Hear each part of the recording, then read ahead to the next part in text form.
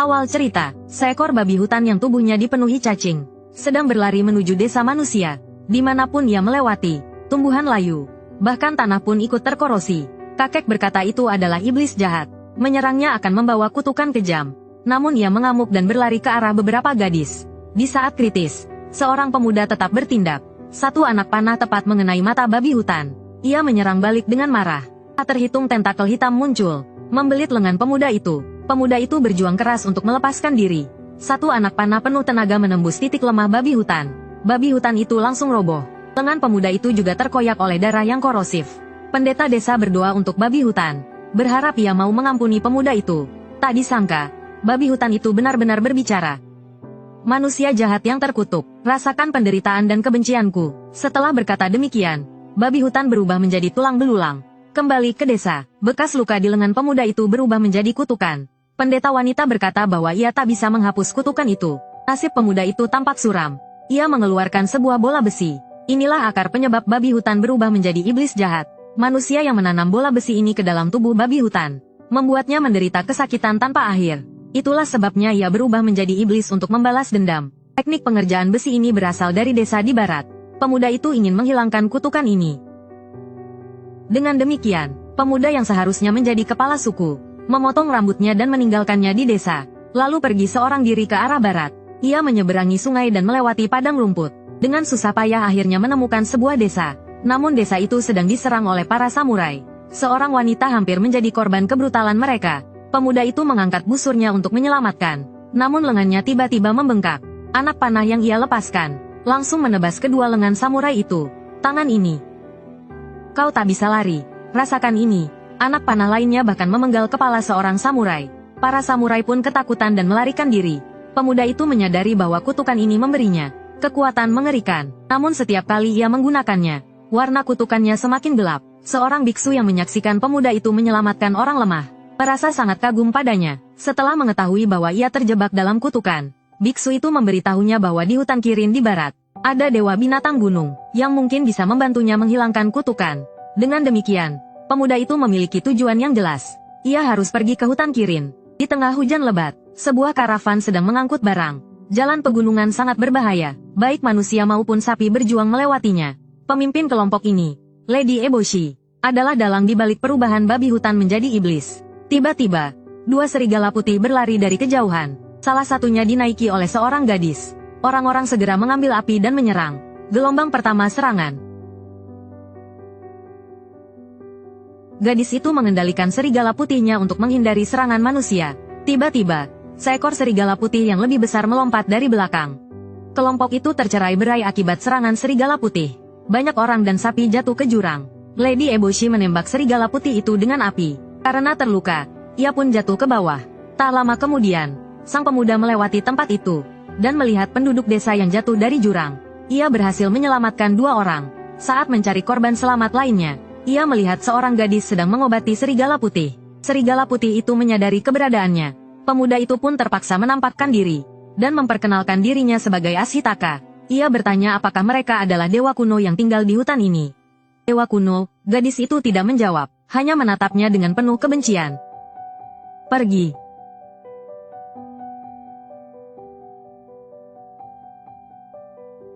Tiba-tiba terdengar jeritan penduduk desa. Saat ia berlari kembali, ia melihat mereka ketakutan oleh makhluk putih misterius. Pemuda itu berkata bahwa itu adalah roh pohon. Mereka hanya muncul di hutan yang rimbun. Maaf, tolong izinkan kami melewati hutan ini. Dipandu oleh roh pohon, pemuda itu memasuki bagian terdalam dari hutan. Sepanjang perjalanan, semakin banyak roh pohon yang mengikuti.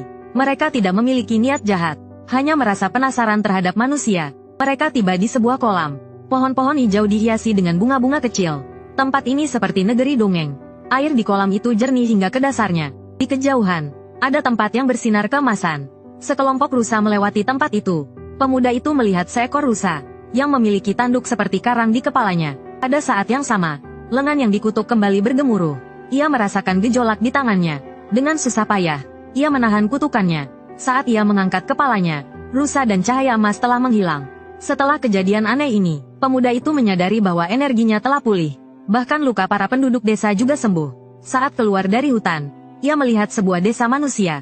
Asap hitam mengepul dari bangunan-bangunan tinggi. Ada aura industri yang kuat di sini. Asap itu berasal dari tungku besar. Desa ini hidup dari industri peleburan besi.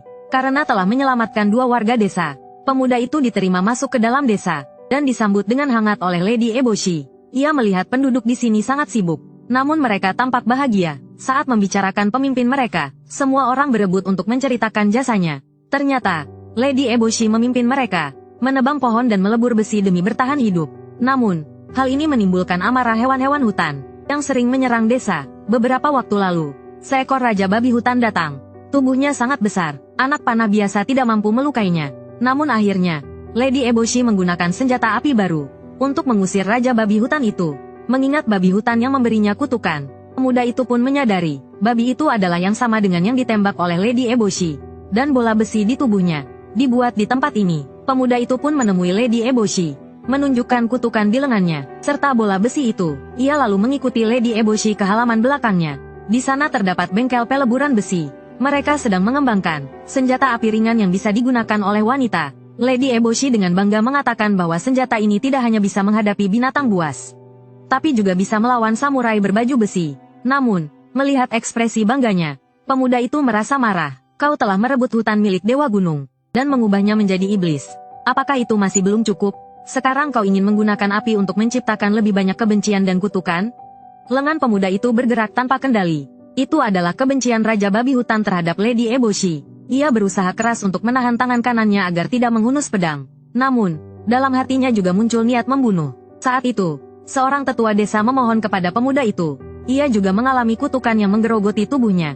Tubuhnya mulai membusuk. Hanya Lady Eboshi yang mau merawat mereka, memperlakukan mereka sebagai. Mereka berdua naik ke benteng.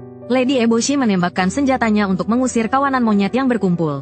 Mereka datang setiap malam, berusaha merebut kembali gunung ini. Ada seorang gadis bernama San. Semua orang menyebutnya Putri Mononoke. Ia dibesarkan oleh serigala putih, dan membenci manusia seperti hewan hutan lainnya. Lady Eboshi menganggapnya gadis yang malang. Seorang gadis yang hatinya telah direnggut oleh serigala putih. Saat itu, San berada tidak jauh dari sana. Malam ini, ia akan menyusup ke desa dan membunuh Lady Eboshi. Serigala putih mengantarnya sampai ke tembok desa. San lalu menerobos masuk seorang diri, menghindari hujan peluru, dan langsung menyerang Lady Eboshi. Lady Eboshi juga sangat kuat. Mereka berdua bertarung sengit. Pemuda itu menerobos masuk dan mendorong semua orang. Dalam beberapa gerakan, ia berhasil melumpuhkan keduanya, lalu menyerahkan Lady Eboshi kepada penduduk desa, dan membawa San pergi bersamanya. Seorang wanita menarik pelatuk senjatanya, dan menembak tepat di dada pemuda itu. Namun, ia berjalan seperti tak terluka sedikit pun. Hanya meninggalkan jejak darah di sepanjang jalannya. Gerbang yang biasanya membutuhkan 10 orang untuk membukanya, didorong oleh pemuda itu dengan satu tangan, hingga ia keluar dari desa. Tak ada yang berani menghentikannya. Di tengah perjalanan, San perlahan sadar. Namun pemuda itu jatuh keras ke tanah karena kehilangan terlalu banyak darah. San menyalahkan pemuda itu karena ikut campur urusannya, dan ingin menghabisinya. Aku akan menggorok lehermu, agar kau tak banyak bicara lagi. Hiduplah. Kau masih mau berbicara? Aku tidak mendengarkan perintah manusia. Kau sangat cantik. Ini pertama kalinya seseorang menyatakan perasaan padanya. San terkejut. Perasaannya terhadap pemuda itu menjadi lebih rumit. Ia membawa pemuda itu ke kolam Dewa Binatang Gunung. Ia memetik sebatang tanaman, dan meletakkannya di kepala pemuda itu. Tak lama kemudian, Dewa Binatang Gunung yang memancarkan cahaya muncul. Ia berubah kembali menjadi rusa. Setiap langkahnya membuat bunga mekar dan layu. Setiap langkahnya melambangkan siklus kehidupan. Dewa Binatang meniup tanaman itu. Tanaman itu langsung layu. Namun luka pemuda itu sembuh seketika. Seorang biksu melihat kejadian itu. Dialah yang sebelumnya membimbing pemuda itu ke hutan Kirin. Namun sebenarnya, ia dikirim oleh Kaisar untuk memburu Dewa Binatang Gunung. Karena dikatakan bahwa kepala Dewa Binatang dapat memberikan keabadian. Keesokan paginya, pemuda itu terbangun perlahan. Lukanya telah sembuh. Namun karena kehilangan banyak darah, ia sangat lemah. San memberinya daging kering. Pemuda itu ingin makan, tapi tak mampu mengunyahnya. San akhirnya mengunyah daging itu terlebih dahulu, lalu menyuapinya. Ini pertama kalinya ia dirawat oleh seseorang. Air mata mengalir dari sudut matanya. Kawanan babi hutan datang untuk melindungi hutan. Namun mereka melihat 2 manusia di wilayah Dewa Binatang Gunung. Mereka ingin membunuh pemuda itu. Namun Dewa Serigala Putih menghentikan mereka. San juga berkata bahwa Dewa Binatang telah menyembuhkan luka pemuda itu. Jadi mereka tidak boleh membunuhnya. Namun pemuda itu menyadari, Dewa Binatang memang menyembuhkan lukanya, namun tidak menghapus kutukannya. Mungkin Dewa Binatang ingin membiarkannya hidup dalam penderitaan. Namun, Dewa Binatang hanya tersenyum padanya, lalu berlari pergi. Di sisi lain, biksu itu menemukan Lady Eboshi. Ia ingin mendapatkan kepala Dewa Binatang Gunung untuk menerima hadiah. Sementara Lady Eboshi ingin membunuh Dewa Binatang untuk melindungi desanya. Keduanya pun mencapai kesepakatan. Tengah malam, pemuda itu terbangun. Ia melihat San yang tertidur dengan damai. Ia meringkuk seperti kedinginan. Pemuda itu pun menyelimuti San dengan selimutnya, lalu berjalan keluar dari gua. Dewa Serigala tidak menyukai pemuda itu. Ia menyuruh pemuda itu untuk melompat ke jurang. Bagaimanapun juga, tanpa menghilangkan kutukan, ia hanya akan mati dalam penderitaan. Namun ia juga memberitahu pemuda itu, besok, kawanan babi hutan akan menyerang manusia.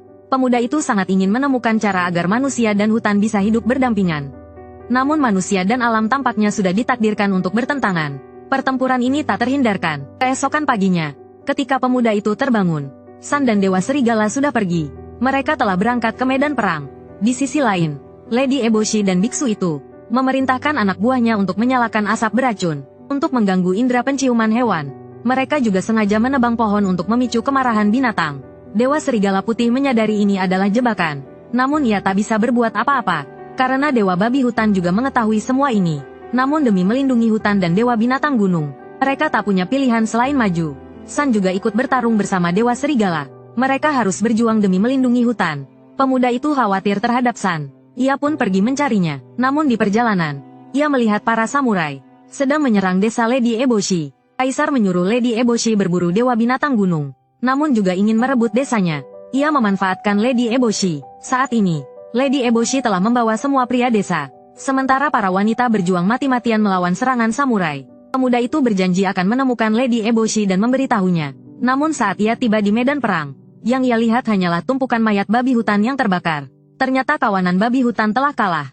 Namun manusia juga mengalami kerugian besar. Pemuda itu melihat seekor Dewa Serigala tertimbun mayat babi hutan. Ia pun membantunya mencari San. Saat itu, San sedang membawa Dewa Babi Hutan yang terluka parah untuk meminta bantuan penyembuhan dari Dewa Binatang Gunung. Namun Lady Eboshi dan biksu mengikuti mereka diam-diam. Mereka diam-diam memanfaatkan San sebagai pemandu jalan. Namun karena luka yang terlalu parah, Dewa Babi Hutan tumbang. Biksu itu menyuruh anak buahnya memakai kulit babi hutan. Dewa Babi Hutan mengira mereka adalah rekannya, yang kembali dari dunia kematian. Ia bersemangat dan bangkit kembali. Tanpa memedulikan lukanya, ia menghancurkan bebatuan dan pohon di sepanjang jalan, berharap bisa menemukan Dewa Binatang Gunung untuk menghidupkan kembali rekannya. Namun ketika tenaganya habis, orang-orang yang menyamar sebagai babi hutan mulai menyerangnya. Dewa Babi Hutan mengeluarkan raungan kesakitan. Ia akhirnya sadar bahwa mereka bukan rekannya. Diliputi oleh kebencian, kekuatan kutukannya pun muncul. Tubuhnya mulai dipenuhi tentakel hitam. Ia hampir berubah menjadi iblis jahat. San berusaha menyingkirkan tentakel-tentakel itu. Namun tiba-tiba ia diserang dari belakang oleh manusia. San pun jatuh tak berdaya. San jatuh langsung ke tubuh Dewa Babi Hutan. Saat ia sadar kembali, tubuhnya juga telah dililit oleh kekuatan kutukan. Pemuda itu dan Dewa Serigala mengikuti jejak San di sepanjang jalan. Namun di tengah perjalanan, mereka bertemu dengan Lady Eboshi. Pemuda itu memberitahu bahwa desa sedang diserang oleh samurai. Namun Lady Eboshi tidak berniat kembali untuk membantu. Baginya, pada titik ini, ia harus membunuh Dewa Binatang Gunung hari ini. Ketika melihat San yang tergantung di taring Dewa Babi Hutan, pemuda itu memanjat untuk menyelamatkannya. Ia berhasil membangunkan San, namun San kembali terlempar ke tanah. Dewa Serigala juga melompat untuk menyelamatkan San, namun ia juga terkena erosi oleh kekuatan kutukan. Pada saat kritis, Dewa Binatang Gunung muncul, dan kekuatan kutukan seketika kehilangan energinya. Lady Eboshi menembak kepala Dewa Binatang, namun ia hanya terhenti sebentar dan kembali seperti semula. Pemuda itu segera menyelamatkan San. Dewa Binatang Gunung menyerap kehidupan Dewa Babi Hutan, dan membiarkannya pergi dengan damai. Di bawah cahaya bulan, Dewa Binatang mulai berubah menjadi bentuk muda. Saat inilah ia dalam keadaan paling rentan. Lady Eboshi kembali menyerang, namun pemuda itu melemparkan pisau dan menghentikannya. Saat ia ingin menyerang lagi, Dewa Binatang hanya menatapnya, dan tiba-tiba api di tangannya berubah. Api itu mulai ditumbuhi tanaman hijau. Namun Lady Eboshi tetap berhasil menembak kepala Dewa Binatang Gunung. Tubuhnya yang kehilangan kepala berubah menjadi bola air hitam. Cairan hitam menyembur ke segala arah. Baik manusia maupun tumbuhan, siapapun yang tersentuh akan membusuk. Lady Eboshi melemparkan kepala Dewa Binatang Gunung kepada biksu. Dewa Serigala yang tubuhnya telah terkikis melompat dan menggigit lengan Lady Eboshi. Biksu itu segera mengambil kepala Dewa Binatang.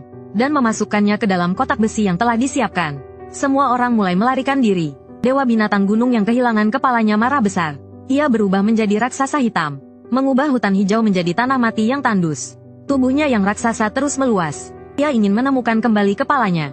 Namun biksu itu sudah bersiap sebelumnya. Mereka melarikan diri dengan cepat. Cairan hitam menyebar. Baik hutan maupun desa manusia tenggelam dalam kehancuran.